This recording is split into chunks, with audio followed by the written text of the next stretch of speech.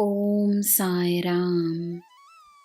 ನನ್ನ ಮುದ್ದಿನ ಮಗುವೆ, ನಿನಗೆ ಯಾರು ಬೇಕೋ ಯಾರು ಬೇಡವೆಂಬುದು ನಿನ್ನ ನಿರ್ಧಾರ. ನಿನ್ನಿಂದ ನಿನ್ನ ಶಕ್ತಿಯನ್ನು ಸಂಪೂರ್ಣವಾಗಿ ಹೀರಿಕೊಳ್ಳುವವರಿಂದ ದೂರವಿರು. ನಿನ್ನ ಹಿತಕ್ಕಾಗಿ ಯಾರಿದ್ದಾರೆ, ನಿನ್ನ ಅಹಿತಕ್ಕಾಗಿ ಯಾರಿದ್ದಾರೆ ಎಂದು ನಿನಗೆ ಚೆನ್ನಾಗಿ ತಿಳಿದಿದೆ. ಆ ಸತ್ಯವನ್ನು ನೀನು ಸ್ವೀಕರಿಸಬೇಕಷ್ಟೇ.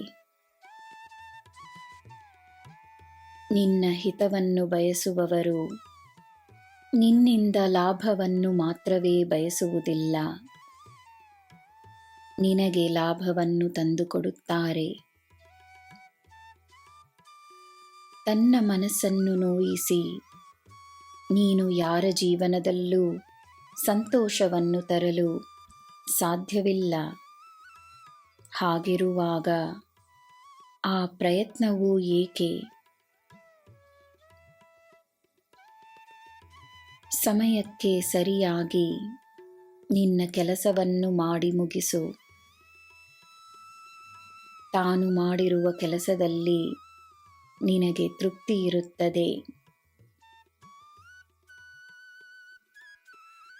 ತನ್ನ ಬೆಳವಣಿಗೆಗೋಸ್ಕರ ನೀನು ಮಾಡಿದ ಪ್ರಾರ್ಥನೆ ನೆರವೇರುವ ಸಮಯವಿದು. ಹೆದರಬೇಡ. ಕಾರ್ಯ ಅದೆಷ್ಟೇ ದೊಡ್ಡದಾಗಿರಲಿ ನಿನಗೆ ಸುಲಭವಾಗುತ್ತದೆ ಎಂದು ದೃಢವಾಗಿ ನಂಬು. ನಿನ್ನ ಶಕ್ತಿ ಮಹಾಶಕ್ತಿ ಎಂದು ನಂಬು.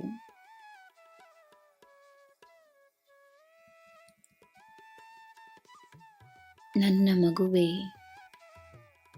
ಜನ್ಮದಿನ ತನ್ನ ಜನ್ಮದ ಆಚರಣೆ ಮಾತ್ರವಲ್ಲ, ತಾಯಿಯ ಆಚರಣೆ, ತಂದೆಯ ಆಚರಣೆ, ಗುರುವಿನ ಆಚರಣೆ, ಪಡೆದಿರುವ ಆಶೀರ್ವಾದಗಳ ಆಚರಣೆ,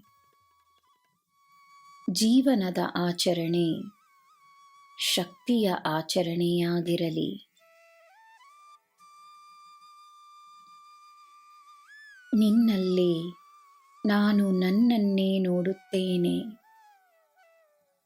ನನ್ನ ಮಗು ನನ್ನ ಹಾಗೆಯೇ ಎಂದು ಪ್ರಸನ್ನನಾಗುತ್ತೇನೆ.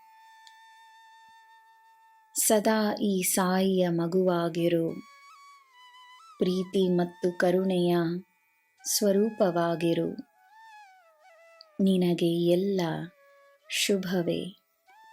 ಜೈ ಸಾಯಿರಾಮ್.